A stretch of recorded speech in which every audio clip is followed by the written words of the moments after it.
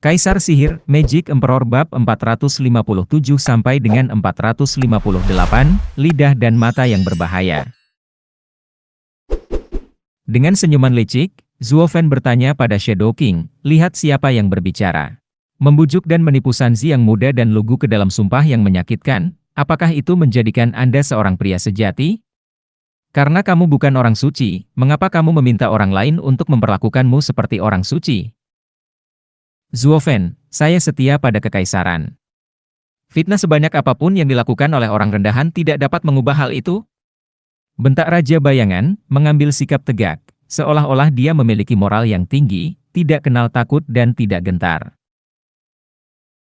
Gu Santong merenung, ayah, dia menerima pukulanku saat itu untuk mempertahankan tanah airnya. Dia setia pada negaranya, seorang pahlawan. Sanzi muda, saya tidak pernah meragukan kesetiaannya, maupun tekadnya. Tapi apa yang membuat dia menjadi seorang pria sejati?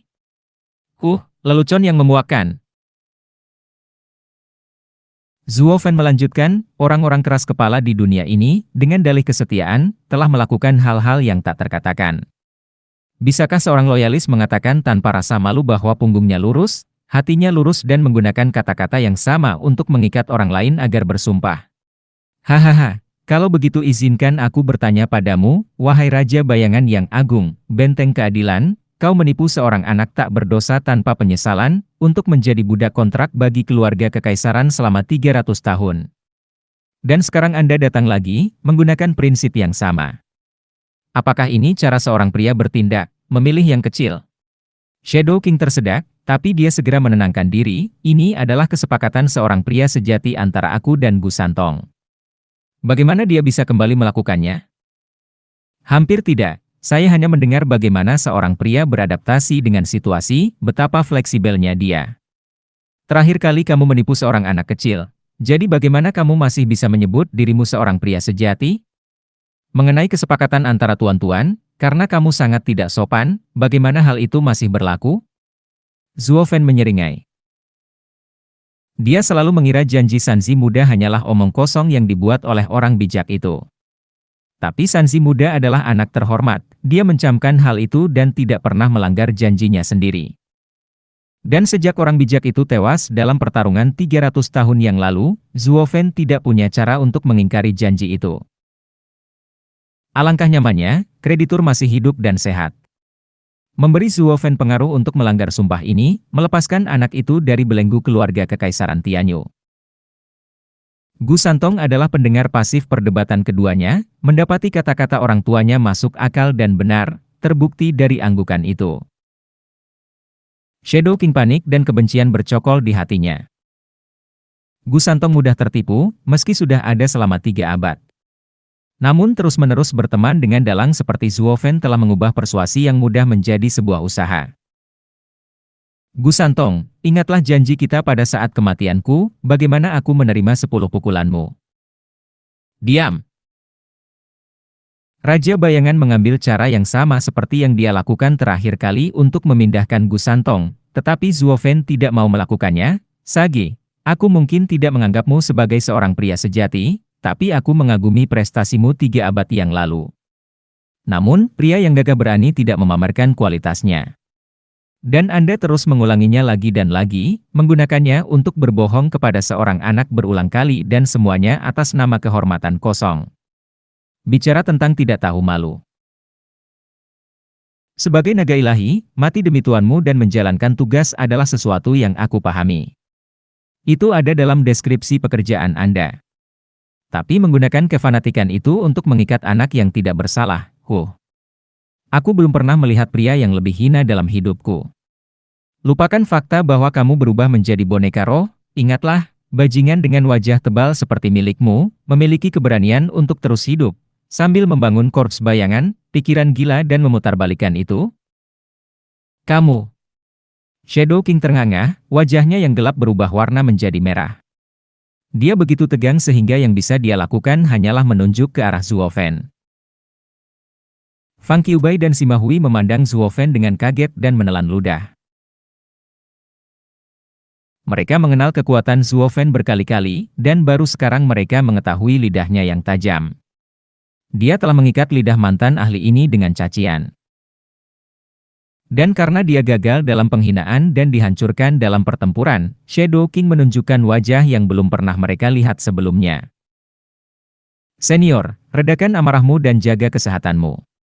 Sima Hui menyarankan untuk melihatnya di ambang kehancuran karena amarah. Raja Bayangan menunjuk ke arah Zuo Fen, tetapi yang berhasil dia lakukan hanyalah mengertakkan gigi. Zuo Fen mencibir, "Terakhir, bagaimana kamu tahu tentang masalah ayah baptis Sanzi muda? Mungkinkah keluarga kekaisaran yang mengaturnya?" Jantung Shadow King berdegup kencang, tubuhnya yang gemetar basah kuyup. "Hahaha, aku benar, bukan? Keluarga kekaisaran telah merencanakannya." Zuo Fen terkekeh. Gu Santong tampak tidak percaya. "Ayah, apa yang kamu katakan?" "Sanzi muda, aku tidak tahu apa yang terjadi 3 abad yang lalu, tapi Sage senior ini, melalui usahanya menggunakan kata-kata manis untuk menipumu lagi, telah membocorkan rahasia. Bukankah aneh bagaimana dia mengetahui karakter jujur ayah baptismu? Seingat saya, keluarga kekaisaran ikut campur setelah pertarungan kamu dengan 7 rumah. Ayah baptismu seharusnya sudah dibunuh pada saat itu." Mata Zuo Fen bersinar liar. Shadow King hanya menatapnya dengan cemberut yang dalam. Gu Santong merenungkannya, "Ayah baptis, apa maksudnya semua ini? Katakan saja." "Benar-benar sederhana. Segala sesuatu yang terjadi padamu adalah karena mereka memanfaatkanmu. Itu adalah rencana keluarga kekaisaran untuk melemahkan 7 keluarga dan mengurangi posisi mereka."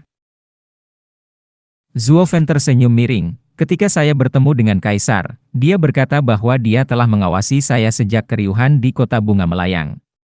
Itu hal yang lumrah, seperti yang dilakukan setiap penguasa ketika ada acara di halaman belakang rumahnya, sampai-sampai mereka mencari tahu sumbernya. Tapi tidakkah kamu merasa aneh bagaimana kaisar saat itu hanya bertindak ketika separuh negara berada dalam kekacauan? Hahaha, itu karena sudah direncanakan. Menurutku, sejak kamu mencuri simpanan bahan-bahan di rumah, setiap gerakanmu berada di bawah pengawasan keluarga kekaisaran. Semua agar kamu dan rumah-rumah tersebut melawannya untuk melemahkan mereka. Jika ada, pertemuanmu dengan ayah baptis juga merupakan bagian dari rencana keluarga kekaisaran untuk mendidikmu kembali dan kemudian 7 rumah membunuh seluruh keluarganya." "Apa?"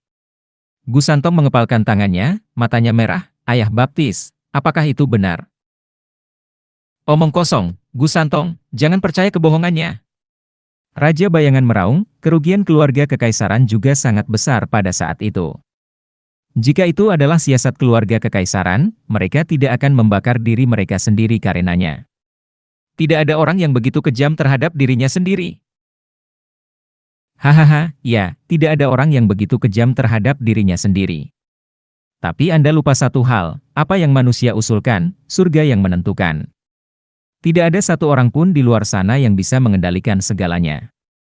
Dari kesalahan sederhana saja, semuanya bisa terurai. Sanzi muda, ini jelas situasinya." Zuo Fen melanjutkan, "Semua manusia dilahirkan dengan baik.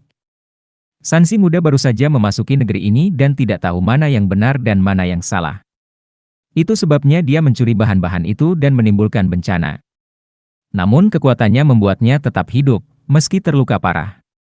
Ini menarik perhatian Anda. Tapi kamu salah dalam satu hal, luka Sanzi muda adalah karena dia masih baru dalam bertarung, membuat perkiraan yang salah tentang kekuatannya dan memutuskan untuk menggunakannya. Disitulah peran ayah baptisnya. Entah dia laki-laki atau orang yang Anda tempatkan, dia adalah guru muda Sanzi, yang menunjukkan kepadanya kehidupan yang terhormat. Kemudian Anda menarik 7 rumah untuk membunuhnya, menanam benih balas dendam." Zuo Fen menggambarkannya seolah dia ada di sana, tapi ini hanya alasan. Sanzi muda adalah boneka panggung utama. Bahkan jika dia terlalu lemah, kamu cukup membantunya melawan 7 rumah dari bayang-bayang dan membiarkannya jatuh. Saya yakin itu pasti sangat mengejutkan, ketika Sanzi muda yang marah berubah menjadi tak terkalahkan, bahkan menginjak-injak 7 rumah. Kamu lebih bahagia dari sebelumnya, aku yakin. Tapi semua hal baik harus diakhiri. Kekuatan Sanzi muda sungguh keterlaluan, di luar kendali Anda. Jadi ketika Anda memasuki tahap pembersihan musim semi, Anda tidak bisa berbuat apa-apa dan tetap menderita kerugian besar. Itulah gunanya menjadi terlalu pintar demi kebaikan Anda sendiri. Di mana musuh kehilangan 1000 dan Anda kehilangan 800. Zhuo Fan menghela nafas. Shadow King berkeringat, rasa takut mulai menjalar. Zhuo Fan tidak hanya memiliki lidah yang berbahaya, tetapi matanya juga sangat menjijikkan. Apakah dia manusia yang bisa menyelesaikan semuanya begitu cepat? Raja Bayangan tetap diam. Hanya Gu Santong yang menggigil sesekali, amarahnya mendidih di dalam. Apakah yang baru saja dikatakan ayah, benar?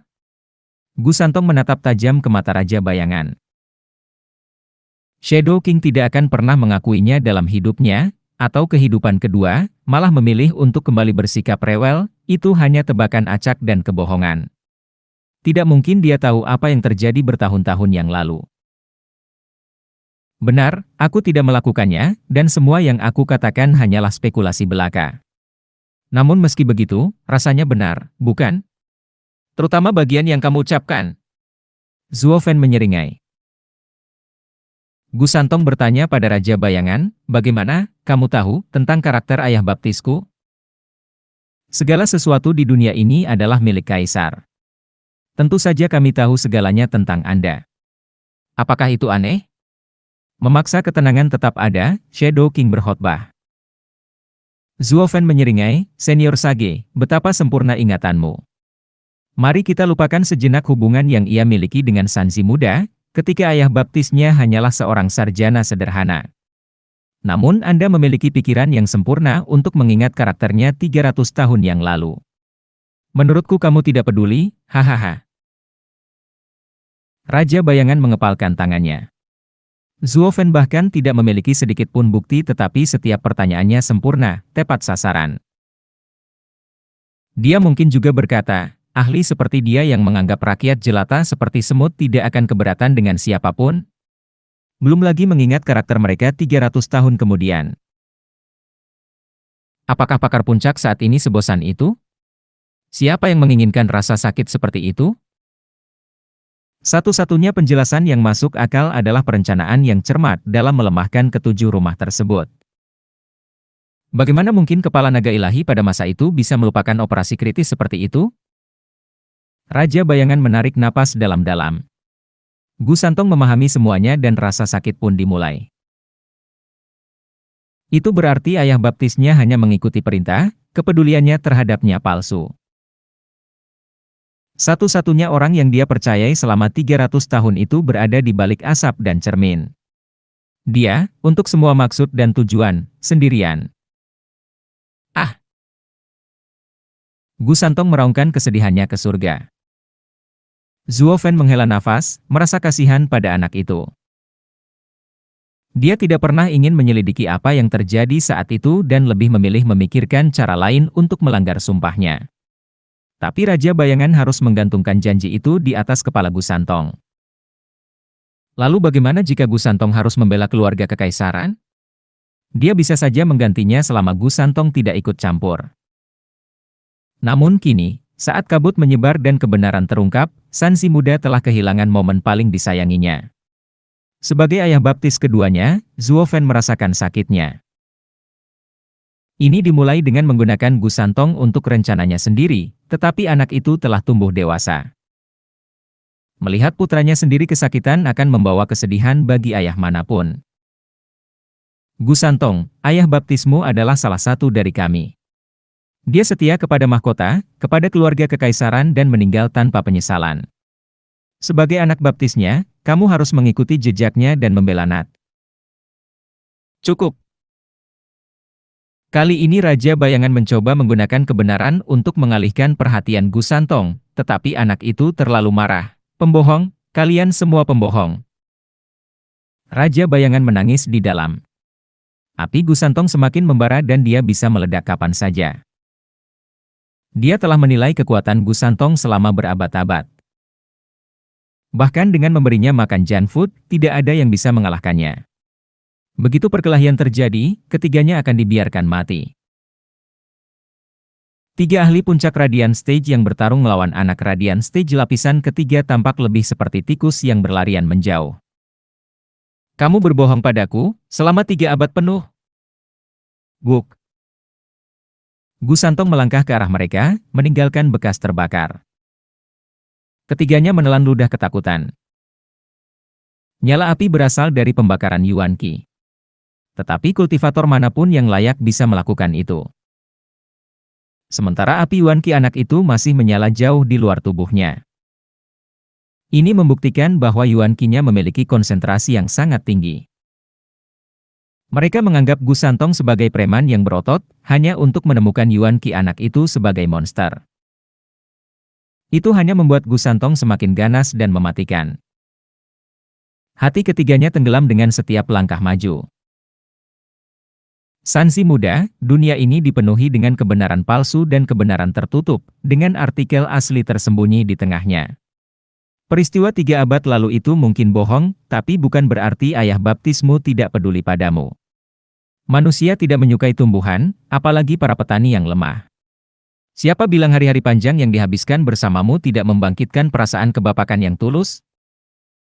Zuo Fen berbicara ketika aura Gu Santong menghambat ketiganya dalam pendekatannya. Gu Santong berhenti, berbalik dengan bingung. Ayah, maksudmu, ayah baptis memperlakukanku seperti anak sungguhan? Seharusnya begitu, karena begitulah cara aku yang licik dan jahat ini memperlakukanmu. Bagaimana manusia fana itu tidak bisa merasakan cinta dengan cara yang sama? Jika tidak, maka jalan iblisku akan sia-sia jika tidak bisa dibandingkan dengan jalan manusia, hahaha. Zuo Fen mengangguk.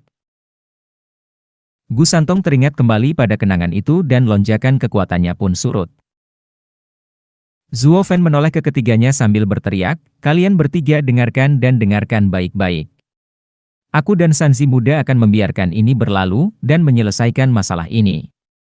Kalian tidak menyebutkan hal ini lagi dan kami juga tidak akan berusaha melunasi hutang kecurangan Sansi muda.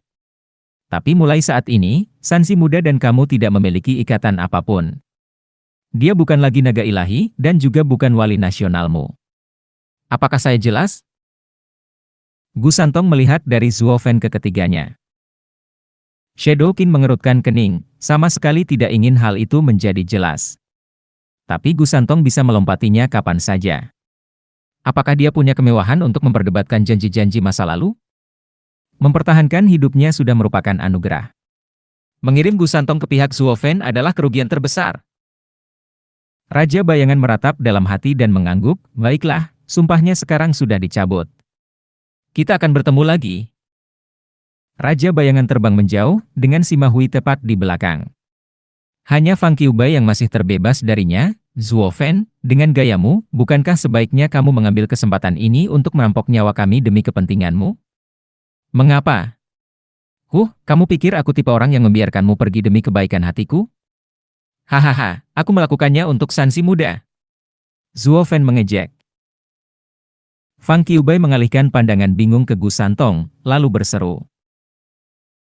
Gu Santong berada dalam penderitaan terburuk dalam hidupnya, diambang tenggelam dalam kebencian dan balas dendam. Bahkan setelah menyeka lantai dengan mereka, dia masih termakan olehnya, kesedihan menjadi ancaman berbahaya bagi budidayanya. Itu akan menghentikan kemajuannya sepanjang hidupnya, hanya membawa lebih banyak rasa sakit dan penderitaan. Namun melalui pidato Zuo Fen, dia melepaskan anak itu dari sumpahnya, mengakhiri urusan buruk itu dan membuka jalan menuju masa depan. Fang Qiubai tersenyum, pelayan agung Zuo, bukankah lebih mudah mengendalikan mereka yang ingin membalas dendam? Namun orang yang berpikiran hebat seperti Anda melewatkan kesempatan besar ini. Hahaha, menurutku kamu adalah orang yang biadab hanya terhadap orang lain, namun cukup perhatian terhadap rakyatmu. Dan, apa hubungannya denganmu? Zuo Fen mengangkat alisnya. Fang Qiubai menggelengkan kepalanya, tidak apa-apa. Tapi jangan lupakan persaudaraanmu dengan pangeran ketiga. Jika dia tidak memenuhi keinginannya, Anda juga tidak perlu melakukannya. Anda dapat melihat dari sikapnya bahwa dia tidak pernah tidak berharga bagi Anda. Sementara kamu, hahaha. Zuo Fen mengutuk dalam hati. Dewa mengecam anak, dia melepaskan rantai Sansi muda, tapi dia melupakannya. Apa yang salah dengan dia? Mengikat ikatan dengan si gendut, aku harus melawan keluarga kekaisaran namun aku tidak bisa melakukan apapun padanya. Oh iya, saat itu aku masih lemah dan sedang mencari bahu untuk bersandar. Dia menemukan alasannya dengan cukup cepat dan menggaruk hidungnya. Fang Qiubai tersenyum, Zuo Fen, saya akhirnya tahu bagaimana Anda memperlakukan orang lain. Tenang saja, pangeran ketiga tidak akan pernah melawanmu. Dan sebagai nasihat, rencana yang mulia sangat teliti. Seluruh adegan berada di bawah kendali penuhnya. Hati-hati. Oh, kamu adalah naga ilahi, namun juga. Zuo Fen tersenyum. Hati keduanya selaras. Fang Qiubai melanjutkan, Sansi muda, waktu kita bersama tidak menyenangkan tetapi saya sangat bahagia untuk Anda. Anda beruntung memiliki Zuo Fen. Dia paling peduli dengan rakyatnya, hahaha. Fang Qiubai pergi setelah mengatakan itu. Gu Santong berkedip dan menoleh ke Zuo Fen dengan senyum cerah. Zuo Fen menepuk kepalanya. Hubungan keduanya semakin kuat. Gu Santong bahkan berpikir bahwa Zuo Fen lebih hebat dari ayah baptis pertamanya.